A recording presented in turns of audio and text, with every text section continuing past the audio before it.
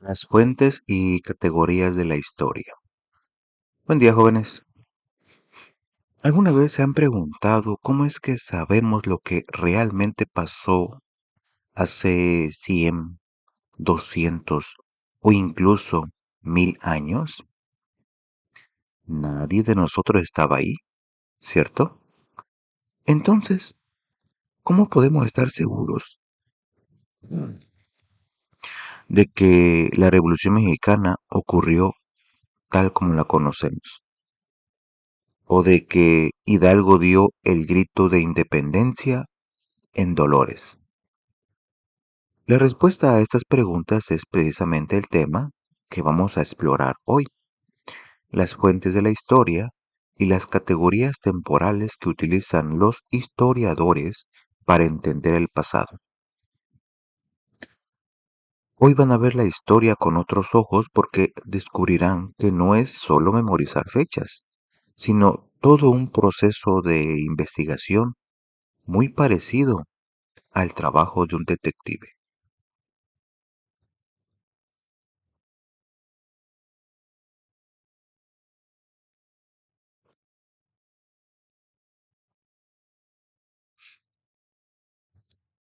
Fuentes de la historia. Comencemos por lo más importante. Para que exista la historia como ciencia, necesitamos algo fundamental, las fuentes históricas. Sin ellas, simplemente no podríamos conocer el pasado. Imaginen que las fuentes son como las piezas de un rompecabezas gigante. Cada pieza nos da un pedacito de información y el trabajo del historiador es juntar todas esas piezas para formar una imagen completa de lo que sucedió. Pero aquí viene algo importante. No todas las piezas tienen el mismo valor ni la misma cercanía con el hecho que queremos estudiar. Por eso, para facilitar su estudio, los historiadores clasifican las fuentes en dos grandes tipos: fuentes primarias o directas y fuentes secundarias o indirectas. Las fuentes primarias son aquellas que fueron producidas en el mismo momento del acontecimiento que queremos estudiar, o por las personas que participaron directamente en él. Son testimonio de primera mano, como cuando ustedes le cuentan a alguien algo que vivieron personalmente. Déjenme darles un ejemplo. Imaginen que hoy cuando salgan, escriben en su celular o en un diario cómo se sintieron durante la visualización del video, qué aprendieron, si les gustó o no. Esa nota que escribieron sería una fuente primaria para alguien que dentro de 50 años quiera investigar cómo era la educación en el telebachillerato, precisamente en el año 2026. Interesante, ¿cierto? Las cartas que escribían los soldados durante la Revolución Mexicana a sus familias son ejemplos de fuentes primarias. También las fotografías tomadas durante un acontecimiento histórico y los documentos oficiales como leyes, decretos o las actas de nacimiento. También los objetos materiales que usaban las personas en el pasado, como herramientas, vestimenta, armas, utensilios de cocina, y también los testimonios orales de personas que vivieron un acontecimiento. Aquí les va un dato curioso. Cuando los estadounidenses invadieron Veracruz en 1914, muchos veracruzanos escribieron cartas a sus familias describiendo el miedo, la resistencia y lo que veían día a día. Esas cartas hoy son fuentes primarias invaluables que nos ayudan a entender ese momento histórico desde los ojos de quienes lo vivieron, no solo desde la versión oficial, sino desde la experiencia humana directa. Ahora bien, las fuentes secundarias son aquellas que no fueron producidas en el momento del acontecimiento, sino después, basándose en las fuentes primarias. Son interpretaciones, análisis o relatos de segunda mano. Voy a ponerles un ejemplo. Imaginen que su abuelo o abuela les cuenta historias de cómo era Veracruz cuando ellos eran jóvenes. Ustedes quedan fascinados y deciden escribir un ensayo sobre esa época basándose en lo que les contaron. Ese ensayo que ustedes escriben sería una fuente secundaria, porque no vivieron directamente esa época, sino que la conocieron a través del testimonio de otra persona. Algunos ejemplos de fuentes secundarias incluyen los libros de historia que ustedes estudian en la escuela, los artículos periodísticos que hablan sobre eventos del pasado, los documentos históricos, los ensayos y artículos académicos, incluso las caricaturas políticas que comentan sobre hechos históricos. Es importante que entiendan que las fuentes secundarias no son menos importantes que las primarias. Ambas son necesarias. Las primarias nos dan el testimonio directo y las secundarias nos ayudan a interpretarlo, contextualizarlo y entenderlo mejor. Ahora, jóvenes, quiero detenerme en algo fundamental que necesitan memorizar. No todo lo que está escrito, fotografiado o registrado es automáticamente verdadero. Esto es súper importante en la era en que vivimos, donde la información circula a velocidades impresionantes por Internet y por redes sociales. El historiador no puede simplemente aceptar una fuente sin más. Tiene que hacerle preguntas críticas. ¿Quién produjo esta fuente? ¿Con qué intención? ¿Qué información está omitiendo? ¿Coincide con otras fuentes? ¿Es coherente? Piensen en esto. Cuando ustedes ven una noticia en redes sociales sobre algún acontecimiento actual, ¿siempre es cierta? ¿O a veces tienen que buscar en otros medios para verificar si realmente pasó así?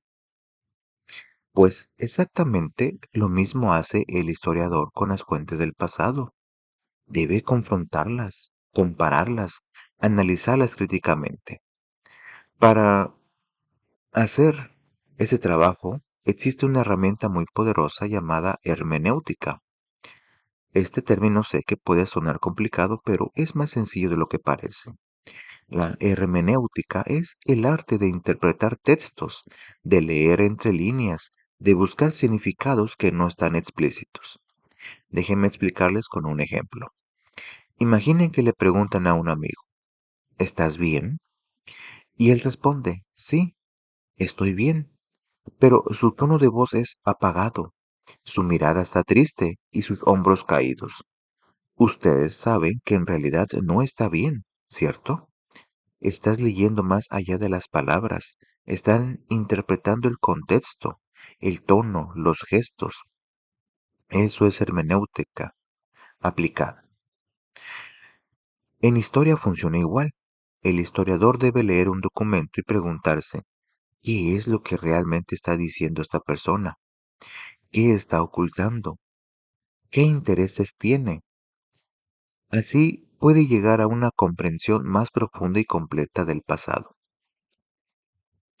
Muy bien, jóvenes, ahora que ya entendimos qué son las fuentes y cómo se usan, vamos a pasar a otro elemento fundamental en el trabajo del historiador, las categorías del tiempo histórico. Todos sabemos que los hechos históricos ocurren en un tiempo y en un espacio determinados, pero aquí viene algo interesante. El tiempo en la historia no es uniforme.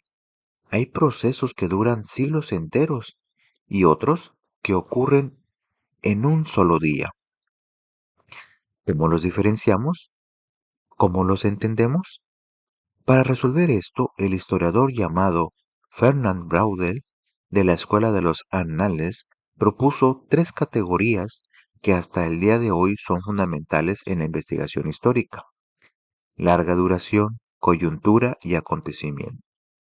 Para que lo entiendan claramente, voy a explicar estas tres categorías usando un ejemplo que conocemos: el Grito de Dolores, que marcó el inicio de la independencia de México.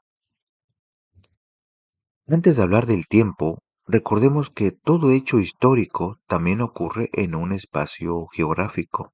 específico. El lugar importa porque influye en cómo se desarrollan los acontecimientos. En el caso del grito de Dolores, el espacio es el pueblo de Dolores en la Intendencia de Guanajuato. No ocurrió en la Ciudad de México ni en Veracruz, sino en ese lugar específico.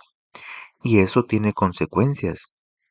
La distancia del poder central, el tipo de población que vivía ahí, las condiciones económicas de la región, todo eso es parte del contexto espacial. Ahora sí, vamos con la primera categoría temporal, la larga duración. La larga duración se refiere a estructuras que permanecen durante mucho tiempo, incluso siglos.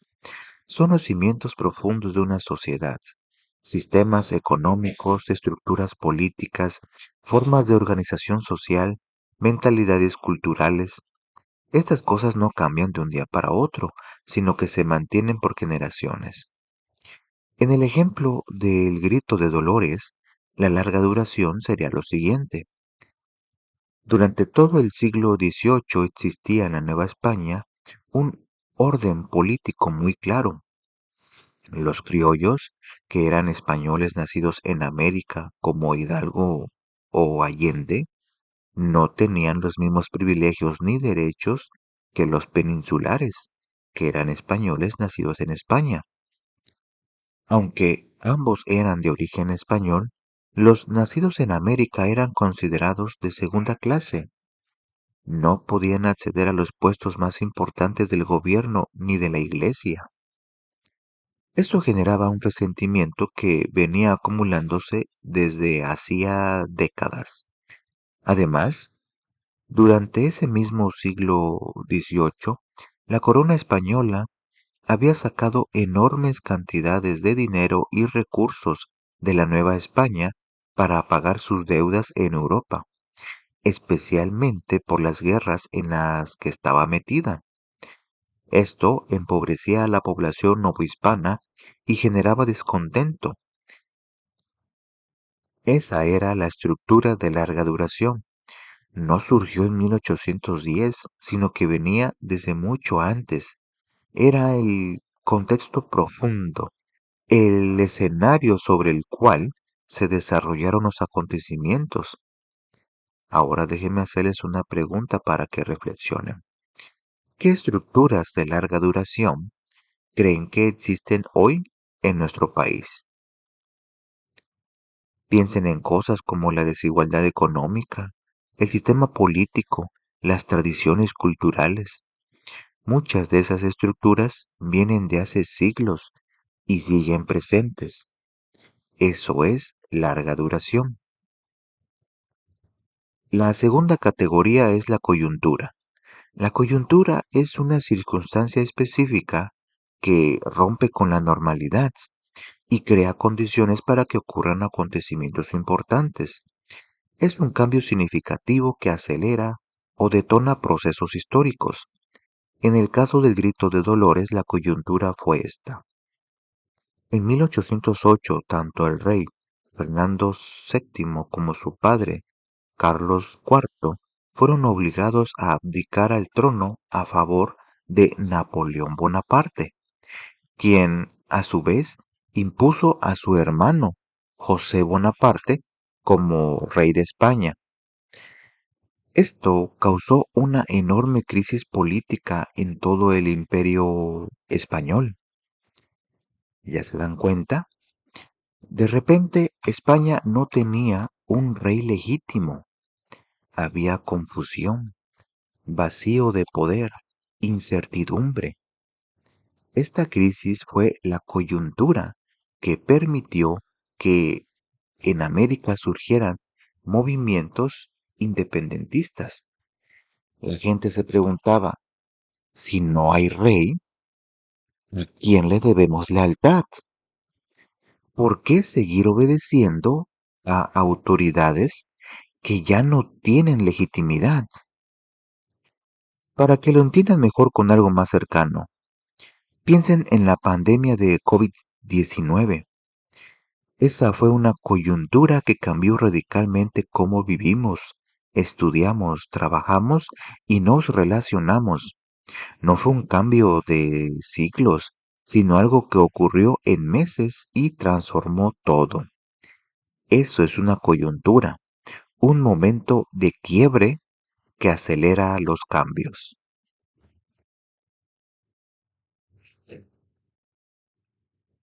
Finalmente llegamos al acontecimiento. El acontecimiento es el hecho concreto, específico, el momento exacto en en el que ocurre algo. Esto es lo que normalmente recordamos como la fecha histórica. En nuestro ejemplo, la madrugada del 16 de septiembre de 1810, el padre Miguel Hidalgo y Costilla tocó las campanas de la iglesia de Dolores y convocó al pueblo a levantarse en armas contra el orden establecido. Ese es el acontecimiento, un momento preciso, con personas concretas, en un lugar determinado, realizando una acción específica. Es lo que celebramos cada año el Día de la Independencia. Pero ahora ustedes ya saben que ese acontecimiento no apareció de la nada. Detrás de él había estructuras de larga duración, la desigualdad entre criollos y peninsulares y una coyuntura, la crisis de la monarquía española. Todo está conectado. Jóvenes, ¿por qué es tan importante entender estas tres categorías? Porque nos ayuda a comprender que la historia no es una simple lista de fechas aisladas, sino un proceso complejo donde se entrelazan causas profundas, circunstancias específicas y momentos decisivos. Si solo memorizamos 16 de septiembre de 1810, Grito de Dolores, no entendemos realmente lo que pasó, pero si sabemos que detrás de ese grito había siglos de desigualdad, una crisis política reciente y la valentía de personas concretas, entonces sí estamos comprendiendo la historia de verdad. Y aquí les va un dato curioso relacionado con Veracruz que muchos de ustedes conocen bien. Seguramente tienen apellidos muy diversos, algunos españoles, otros franceses, africanos, libaneses, italianos, alemanes. ¿Se han preguntado por qué ocurrieron tantas migraciones a Veracruz?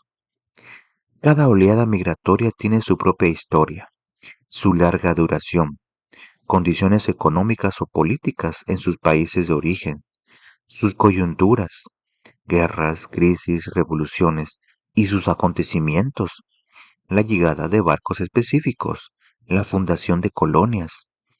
La historia de sus propias familias está llena de estas categorías.